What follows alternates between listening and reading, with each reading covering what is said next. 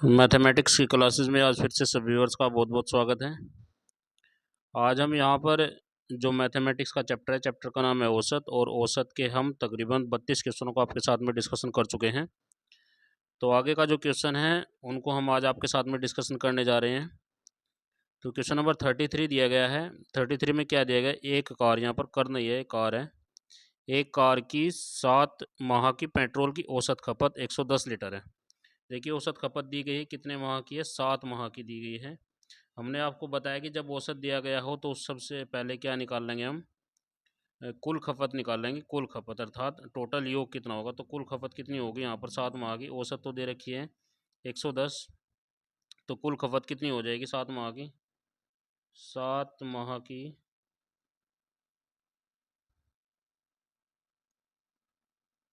कुल खपत, 7 माह की कुल खपत हो जाएगी आपकी 110,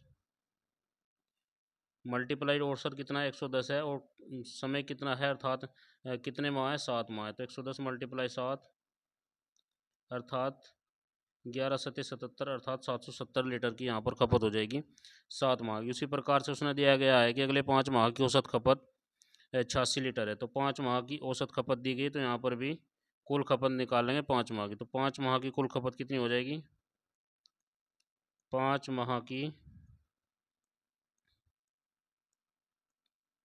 कुल खपत,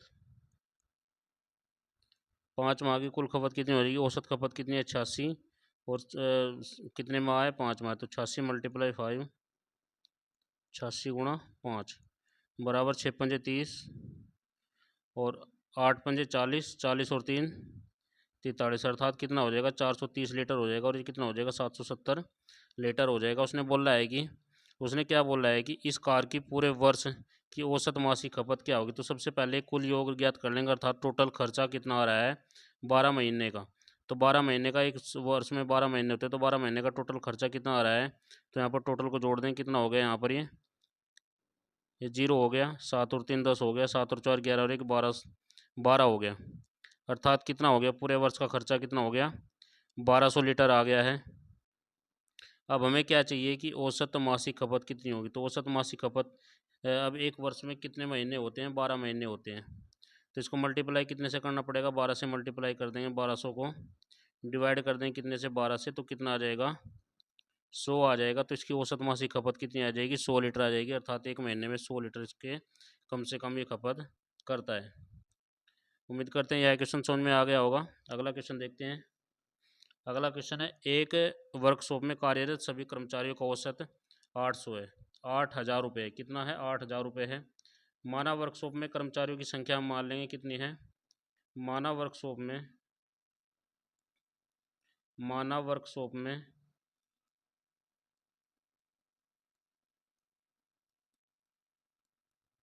कर्मचारी कितने हैं, माना वर्कशॉप में कर्मचारी P हैं, और चूंकि उनका औसत दे रखा है, औसत वेतन का योग, औसत वेतन दे रखा है, तो उनका कुल वेतन का योग कितना हो जाएगा, कुल वेतन का योग, कुल वेतन का योग, कुल वेतन का योग आपका कितना हो जाएगा, कुल वेतन का योग हो जाएगा, जो टोटल कर्मचारी कितने माने हमने P है, और औसत कितना दे रखा है आपका 8000, तो कुल वेतन का योग कितना हो जाएगा 8000 P हो जाएगा। अब उसने क्या कहा, इनमें से 7 अभियंताओं का औसत वेतन, 7 अभियंताओं का औसत वेतन कितना है 12,000 रुपये है, तो 7 अभियंताओं का वेतन का योग कितना हो जाएगा, चूंकि औसत दिया गया है तो योग ज्ञात कर लेंगे, तो 7 अभियंताओं का, 7 अभियंताओं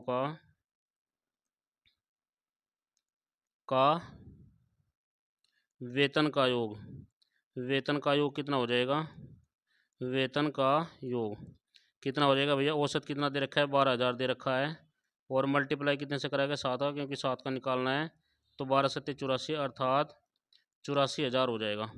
अब शेष कितने बच गए, शेष बचे जो कर्मचारी हैं उनका औसत वेतन कितना हो रहा है 6,000 रुपये हो रहा है, तो शेष कर्मचारी कितने बच जाएंगे, इनके P-7 बच जाएंगे, P-7 कर्मचारियों का वेतन का योग कितना हो जाएगा, वेतन का योग कितना हो जाएगा भाई, ये हो जाएगा, ये हो जाएगा आपका 6,000, चूँकि 6,000 औसत दिया गया है, और ये P-7। अब देखेंगे यहाँ पर, देखिए ये भी टोटल औसत है, ये भी टोटल योग है और ये भी कुल योग है। देखिए 7 कर्मचारियों का योग तो ये है और P-7 का योग कितना है, ये है, और ये टोटल योग है। तो सभी को देख लेंगे, इन दोनों को जोड़ देंगे और बराबर इसके लिख देंगे। देखिए यहाँ पर कितना हो जाएगा, ये हो जाएगा आपका 6000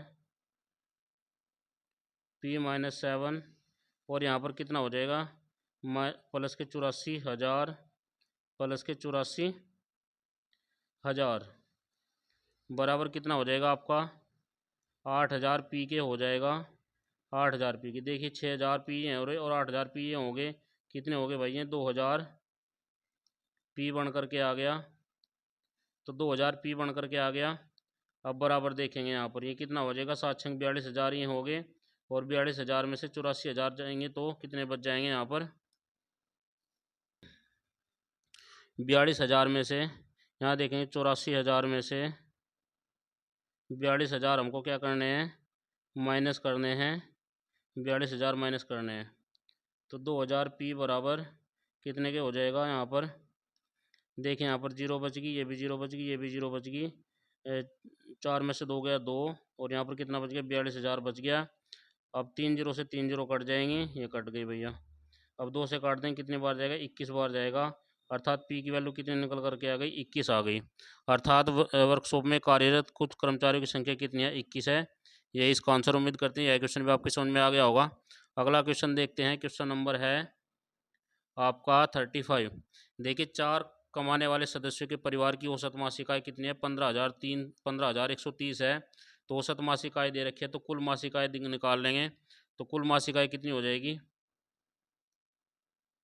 कुल मासिक आय, कुल मासिक आय कितनी हो जाएगी, जितना औसत दिया गया, औसत कितना दिया गया 15,130 और परिवार में कुल सदस्य कितने हैं, 4 हैं।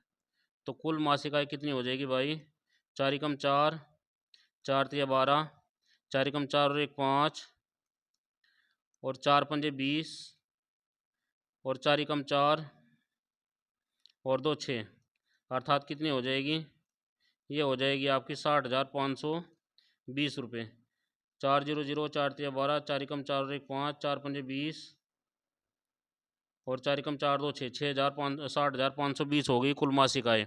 अब उसने कहा है कि, उसने क्या कहा है कि इनमें से एक पुत्री का विवाह हो गया और वह घर से विदा हो गई, इससे परिवार की औसत आय घटकर कितनी हो गई, 14,660 हो गई। अब लड़की जब छोड़ कर चली गई तो परिवार में सदस्य की कुल मासिक आय कितनी हो जाएगी, लड़की के छोड़कर जाने पर कुल मासिक आय कितनी हो जाएगी परिवार की, कुल मासिक आय, चूँकि लड़की छोड़कर चली गई तो सदस्य कितने बच गए भाई, सदस्य बच गए हैं आपके 3। और औसत कितना दे रखा है, औसत दे रखा है 14,600 रुपये दे रखा है औसत वेतन। हमने आपको बताया जब औसत दिया रखा हो तो उस टाइम पे कुल योग याद कर लेंगे। तो कुल योग कितना हो जाएगा, चूंकि एक लड़की छोड़कर चली गई तो परिवार में सदस्य कितने बच गए, 4 में से 1 गया 3। अब देखेंगे इसका मल्टीप्लाई करेंगे, 3 0 0, 6 18, 6 18 और 1 19, 4 12 और 1 13 और 3 कम 3 और 1 4, अर्थात कितना हो गया, 43,980 हो गया। अब जो लड़की छोड़कर गई है उसकी मासिक आय हमको पता करनी है। तो 4 में से यदि हम 3 घटा दें, अर्थात 4 सदस्यों की मासिक आय में से 3 सदस्यों की मासिक आय घटा दें तो एक सदस्य की निकल कर आ जाएगी, अर्थात विवाहिता की आय निकल करके आ जाएगी। अब इसको माइनस करेंगे, देखिए 0 में से 0 गया, यहाँ 60,520 में से 43,980 घटाएंगे, यहाँ पर 0 बच गया, यहाँ पर कितना बच गया, 12 में से 8 जाकर कितना बच गया आपका, 4 बच गया। यहाँ पे कितना बच गया, 14 में से 9 जाकर कितना बच गया आपका, 14 में से 9 गया, 5 बच गया है, 14 में से 9 जाकर 5 बच गया है। और यहाँ पर आपका कितना बच गया है, यहाँ पर 9 बच गया है, 9 में से 3 गया, कितना बच गया भाई, 6 बच गया है और यहाँ पर 1 बच गया, अर्थात 16,540 इसका आय थी। किसकी आय थी, है जो विवाहित पुत्री थी इसकी, विवाहित पुत्री की मासिक आय कितनी थी, 16,504 थी, अर्थात ऑप्शन नंबर सी इसका सही था। अगला प्रश्न देखेंगे, प्रश्न नंबर आपका दिया गया है 4। प्रश्न नंबर 4 में क्या कहा गया है, एक व्यक्ति ए से बी तक x किलोमीटर प्रति घंटे की चाल से जाता है। यहाँ पर देखेंगे ये ए पॉइंट है, यहाँ पर देखेंगे ए पॉइंट है और ये दूसरा बी पॉइंट है। ठीक है, ए से बी तक जाने के लिए x किलोमीटर प्रति घंटे की चाल से जाता है और बी से ए तक वापस आता है तो तक कितने किलोमीटर प्रति घंटे की चाल से आता है, वाई किलोमीटर प्रति घंटे की चाल से आता है। तो इसका वैसे तरीका तो एक बहुत ही एक सीधा सीधा तरीका है। जब भी कोई व्यक्ति x किलोमीटर प्रति घंटे की चाल से जाएगा और y किलोमीटर प्रति घंटे की चाल से आएगा, तो इसका सीधा सीधा आंसर एक होगा कि इसकी चाल, इसकी औसत चाल हमेशा क्या होगी, 2xy बटे x प्लस का y इसकी हमेशा चाल होगी। यही इसका आंसर है। जिसको सॉल्यूशन करेंगे तो सॉल्यूशन काफ़ी लंबा हो जाएगा, तो इसलिए सिर्फ आप इस फॉर्मूले को याद कर लेंगे कि इसकी औसत चाल क्या होगी, 2xy बटे x प्लस वाई होगी। इसी फॉर्मूले पर आधारित अगले 2 क्वेश्चन हैं, उनको हम देखेंगे और उनको सोल्व करके आपको बताएंगे। अगला प्रश्न दिया गया है, प्रश्न नंबर है 37। 37 में क्या कहा गया है, ए से बी तक। देखिए यहाँ पर वही दिया गया है प्रश्न सेम, ए से बी तक। यहाँ पर ये पॉइंट दिया गया है ए और ये पॉइंट क्या दिया गया है बी, और चाल दी गई है आपकी 63 किलोमीटर प्रति घंटा। 63 किलोमीटर प्रति घंटे की चाल से एक व्यक्ति जाता है तथा बी से ए तक, यानी कि इस दिशा में जा रहा है, फिर ए से बी तक, फिर बी से चलेगा और फिर ए की ओर पहुंचेगा। तो चाल कितनी हो जाएगी, 42 किलोमीटर प्रति घंटा हो जाएगी। कितनी हो जाएगी, 42 किलोमीटर प्रति घंटा हो जाएगी। तो पूरी यात्रा में उसकी औसत चाल बतानी है। पूरी यात्रा में क्या बतानी है, औसत चाल बतानी है। तो हमने क्या बताया कि जब भी इस प्रकार का प्रश्न दिया गया हो, कोई एक व्यक्ति, सबसे पहली बात देखने की है कि दूरी क्या होनी चाहिए, हमेशा समान होनी चाहिए। इनके बीच में दूरी समान है, ए से बी तक जा रहा है और फिर बी से ए तक आ रहा है, तो दूरी समान है। तो फॉर्मूला क्या लगेगा, अभी आपको बताया था, 2xy बटे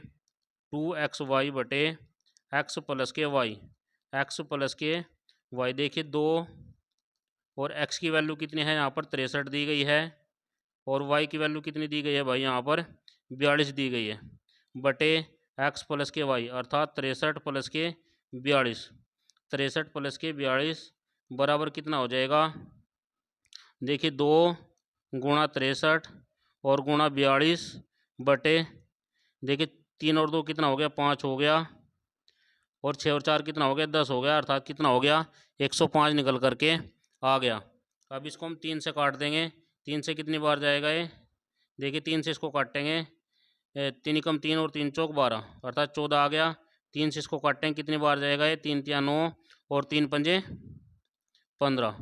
यहाँ पर 14 आ गया, यहाँ पर 35 आ गया। 3 से फिर इसको काटेंगे, 3 से कितनी बार जाएगा, 3 पंजे 3 से नहीं कटेगा ये 7 से कटेगा, 7 पंजे 35 और 7 नम 63, 7 नम 63, 7 पंजे 35 और 7 नम 63। अब 14 नम में 14 नम में देखिए यहाँ पर कितना बच गए, ये 9 हो गए, 14 हो गए और ये 2 हो गया।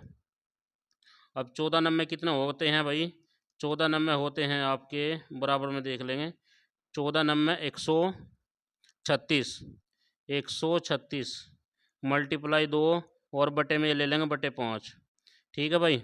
अब इसको देखेंगे, 36 दूनी कितने, 6 दूनी कितने हो गए 12, 3 दूनी 6 और 1 7, 2 एकम 2, 272 बटे 5 आ गया। 5 से काट दें, कितनी बार जाएगा ये, पंजे पंजे 25 और कितना बच गया भाई, यहाँ पर 2 बच गया और 0 बच गया, 5 चौक 20 और फिर यहाँ पर 2 बच गया, 0 बच गया, 5 चौक 20, अर्थात 54.4 किलोमीटर प्रति घंटा इसकी चाल निकल करके आ गई। क्या आ गई, 54.5 किलोमीटर, 4 किलोमीटर प्रति घंटा इसकी चाल निकल करके आ गई है।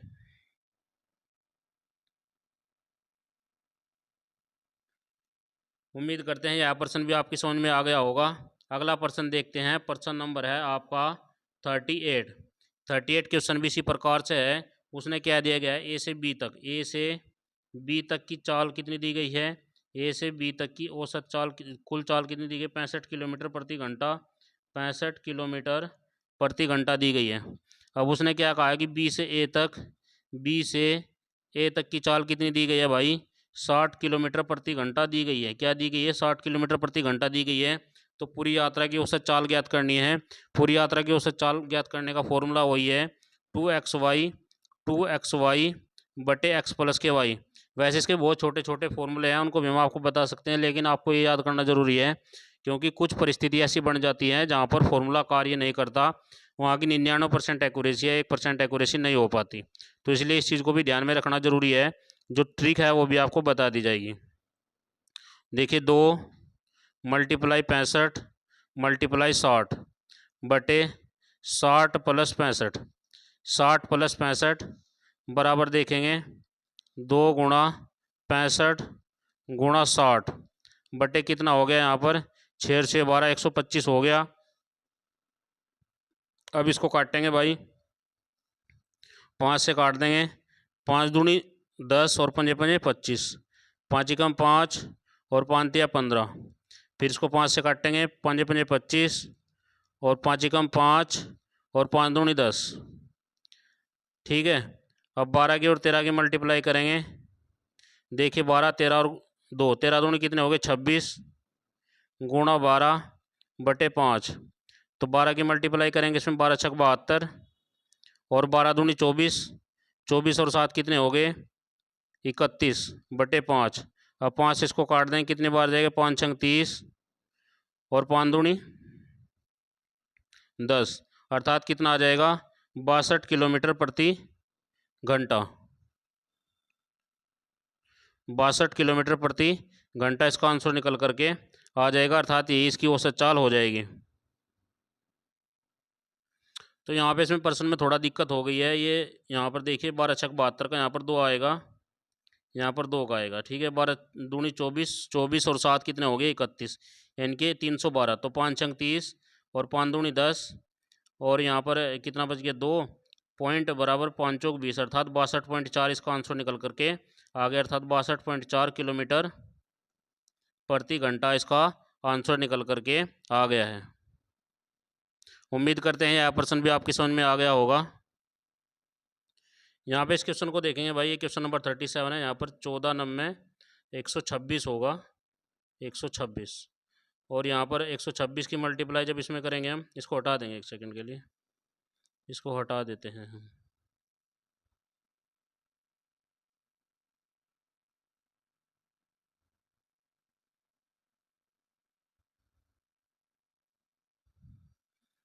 देखिए यहाँ पर 14 नंबर कितना हो गया, 14 नंबर हो गया भाई आपका 126 मल्टीप्लाई 2 बटे 5। अब देखेंगे यहाँ पर 6 दूनी 12, 2 दूनी 4 और 1 5, 2 एकम 2 बटे 5। 5 से काट देंगे इसको, 5 5 25, ऊपर से उतार लिया, इसका पार्ट इसमें चलेगा 0 और 5 चौक 20, इनके 50.4 इसका किलोमीटर प्रति घंटा इसका आंसर निकल करके आ जाएगा। उम्मीद करते हैं यह प्रश्न भी आपकी समझ में आ गया होगा। सभी व्यूअर्स का बहुत बहुत धन्यवाद। कभी कभी कैलकुलेशन मिस्टेक हो जाती है, तो आपको कैलकुलेशन मिस्टेक नहीं करनी है। जो कैलकुलेशन मिस्टेक है ये आपकी ज़्यादा से ज़्यादा आप प्रैक्टिस करेंगे तो उसी से आपकी कैलकुलेशन मिस्टेक ये दूर होगी। तो सभी व्यूअर्स का बहुत बहुत धन्यवाद। मैथमेटिक्स का हमने इस चैप्टर का भी तकरीबन 70% कोर्स हमने पूरा कर लिया है, इसे जो टॉपिक का है। आगे के टॉपिक को भी हम इसी प्रकार से आपके साथ में डिस्कशन करेंगे और इस चैप्टर को 2 या 3 दिन में पूरा कंप्लीट करा देंगे। इसी प्रकार से हमारे साथ में बने रहें और हमारे चैनल को सब्सक्राइब कर लें। जय हिंद, जय भारत।